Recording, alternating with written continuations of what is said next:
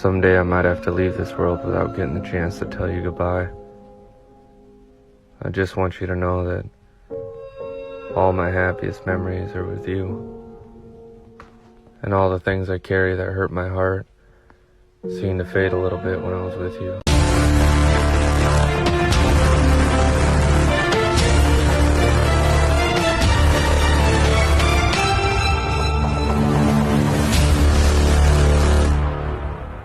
And then, as one witness described it, in a split second, everything just changes. Then the shooting started. Just like that. Tevin's life ended right there, his wife beside him, forced to witness something. Well, unimaginable. Yeah. And Keagan, just 26 years old, he was also cut down, leaving behind his 10-year-old daughter. And this next detail, coming from the witness accounts, it adds a layer to this incident that is just deeply unsettling. Because this wasn't just a blur of violence, right? One witness actually claims they saw the shooter's face. They say they locked eyes with him in that horrific moment where, time itself seems to just stretch out, stand still. Wow, that single detail, I saw his face. That is a complete game changer. It doesn't just confirm the intent behind it. It actually shifts the entire investigation. It goes from this nebulous search for a perpetrator to the pursuit of an identified individual. When gunfire shattered the silence that day, it wasn't just bullets tearing through the air. It felt like history, family, futures, all just ripped apart in an instant. Today, we're plunging into a story that really shook a community to its core. It's about the brutal murders of Tevin Beck, who is 31, and his brother Keagan Beck, only 26. And the setting, they were burying their uncle in a churchyard, a place that's supposed to be for mourning, and they were cut down right there. Now, you know how it goes. In the rush of news, these kinds of tragedies, they often get boiled down to, generic terms, gang violence maybe, or just another statistic.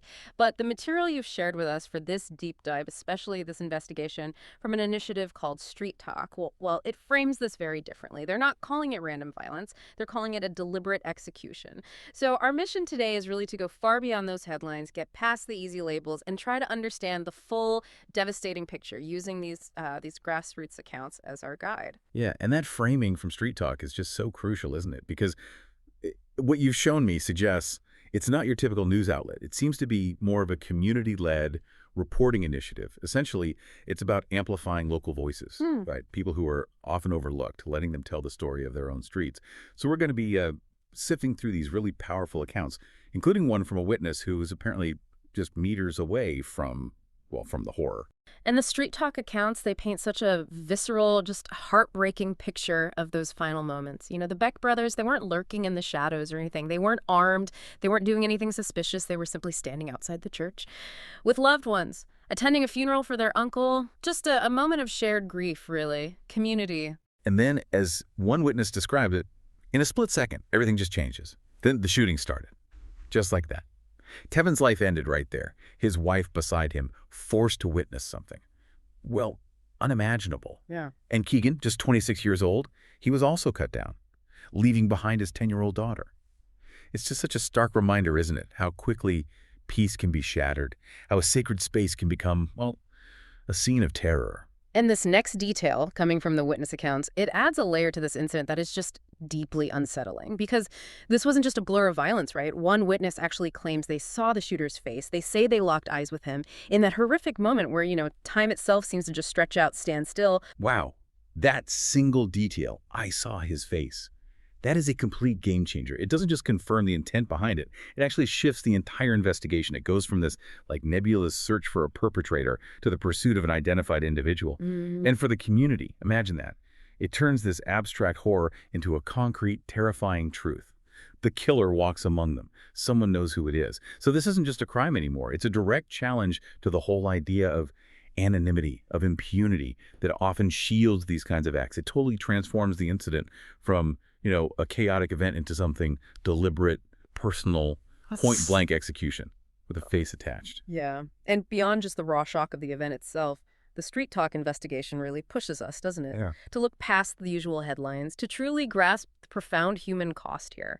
It deliberately focuses on the personal lives, the relationships of the victims, stuff that often gets lost in the quick news cycle. And it's not just lost, is it? As the Street Talk source implies, it often gets sidelined. Mainstream media, I mean, by necessity, they often have to condense these tragedies. They get reduced to statistics or these broad categories. But these accounts, they insist on zooming right in. Tevin, for example, he leaves behind not only his grieving parents and siblings, but two young children. They'll now grow up without their father. And he and his wife, they were about to celebrate 7 years of marriage. That's not a gangster story, as the source puts it. That's a husband story, a father story. And it's just so crucial to remember that. It forces you to pause, really, and consider the sheer injustice. It really does. And then you think of Keagan, only 26. His daughter, just 10 years old. A child who should be worrying about, I don't know, school, friends, cartoons. And instead, she's grappling with this unspeakable trauma, her father being taken in a storm of bullets. It's too much to comprehend, isn't it? And these are the kinds of details the larger papers often don't print, or can't print maybe. They don't carry the human weight behind the numbers, which is precisely where an initiative like Street Talk aims to make a real difference. Exactly.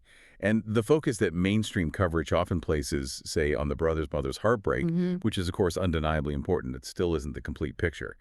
The Street Talk accounts really emphasize that there were others there. Witnesses who stood right in the line of fire, who saw the killer's face, who heard those bullets rip through lives. Their experiences are also absolutely vital to understanding what truly happened, and they offer, a different lens into the trauma. So given how easily these stories do get compressed into headlines, it really begs the question, how does Street Talk manage to peel back those layers? How do they unearth a truth that's so raw? Their approach, as the source emphasizes, seems fundamentally different from, say, official reports. Well, their power seems to lie in giving voice to the people who lived it, the people who bled from it, who carry it in their bones, as the source says. This isn't about shaping some neat, digestible headline for a mass audience, is it? The deeper purpose, as this grassroots investigation makes pretty clear, is about exposing the brutal reality that families are forced to live with and exposing the system that time and time again seems to keep failing them. It's about bringing those unvarnished stories right to the surface and just ensuring they are heard. Which brings us to some really uncomfortable questions. The kind authorities might often sidestep or dodge. It makes you wonder, how does a funeral, a sacred space meant for solace, for mourning, how does it suddenly transform into a hunting ground? Who gave the order for these killings? And why Tevin and Keagan? Why them specifically? Was this like a message, a calculated settling of scores, or is there something much deeper going on here? And the heaviest question of all, really, the one the Street Talk investigation relentlessly pushes, is who benefits from their deaths?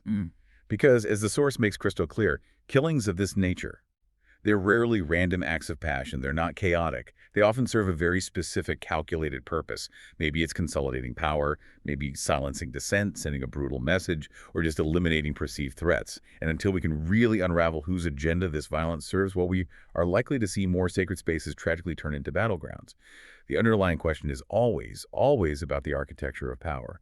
Who holds it? Who wields it? Yeah. And that witness's powerful statement, "I saw his face," it just cuts through all the fog, doesn't it? All the speculation, the generic crime reporting. It strongly implies that someone knows who pulled the trigger. And if someone knows, then silence, unfortunately. It sort of becomes complicity, which makes that witness's account even more critical and maybe even more dangerous for them. But here's the hard reality, right? And it's something the Street Talk accounts repeatedly highlight. People are terrified to speak up. Just terrified. Witnesses are silenced, not by some, code of loyalty like you see in the movies. It's profound fear. Fear that they'll be next. Fear that the system, the authorities, won't actually protect them. Fear that their truth will simply be buried alongside the victims, forgotten, unavenged. And this fear, it creates this profound, almost insurmountable barrier to justice within these communities. It's a massive problem. That's precisely why anonymity matters so much in these situations, and why a source like Street Talk, presumably, protects its sources so fiercely in communities where maybe bullets travel faster than justice. The only way truth can actually breathe, the only way it can come out and challenge the status quo, is if it's shielded, if those voices can be amplified safely. It really is a moral imperative, isn't it? Yeah. Because when these narratives get simplified or when the victims get dehumanized by these facile labels, gang member, statistic, it becomes far too easy to justify or maybe just ignore the brutality. But Street Talk demands that we confront that head on. Absolutely. And we need to cut through any attempt, any noise that tries to justify or dismiss this tragedy. Let's be clear. Tevin wasn't supposed to die that day. He wasn't supposed to leave his kids fatherless. He wasn't supposed to leave his wife with nothing but a grave to visit on what should have been their 7th anniversary. There's just no justification for that. None. And Keagan wasn't supposed to die either. His daughter. She wasn't supposed to cry herself to sleep wondering why her father won't be at her next birthday party. These are the devastating ripple effects, aren't they? They extend so far beyond the initial act of violence. They cripple families, they scar communities, and the gunman and whoever sent him, they made sure of it. That's a truth we just cannot ignore. This violence was inflicted. It was absolutely not deserved. So, okay, where do we go from here? Knowing the depth of this tragedy, knowing the layers revealed by street talk, this can't just be about mourning two brothers, as vital as that mourning is. This has to be about demanding answers, demanding that the shooters, the planners, the cowards hiding behind the guns, that they are exposed. And the Street Talk initiative, based on this source material, seems committed to exactly that. They say they will keep digging, they will keep exposing.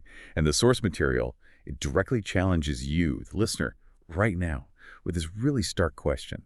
It asks, if you know something, ask yourself, will you let fear keep you quiet? Or will you let their children grow up never knowing why their fathers were taken? I mean, that's a profound call to conscience, isn't it? To really consider the weight of silence versus the potential power of truth. Yeah, it's heavy. So let's recap. This wasn't random violence. This was surgical, deliberate, merciless. 2 men murdered, 2 families completely destroyed, and a community left bleeding and asking why. The witness who stood just meters away. They gave us a glimpse into that chaos, didn't they? Into the last seconds of Tevin and Keagan's lives. And it's just crystal clear, the story, these lives, they can't be allowed to just fade into silence. And the Street Talk accounts, they're not here to soften the edges, are they? Or dilute the truth. They seem determined to tell it exactly as it is. And maybe the message is, as long as there's blood on the streets and silence in the halls of justice, these community voices, they will keep talking. They have to keep exposing. Because if the streets are whispering, as the source suggests, then somewhere, buried deep in that noise, lies the truth. So the final thought for you to consider is this. What does it truly take for that truth to finally come to light? And maybe more importantly, what role do we all play in either perpetuating silence or demanding answers? Something to think about long after the headlines fade.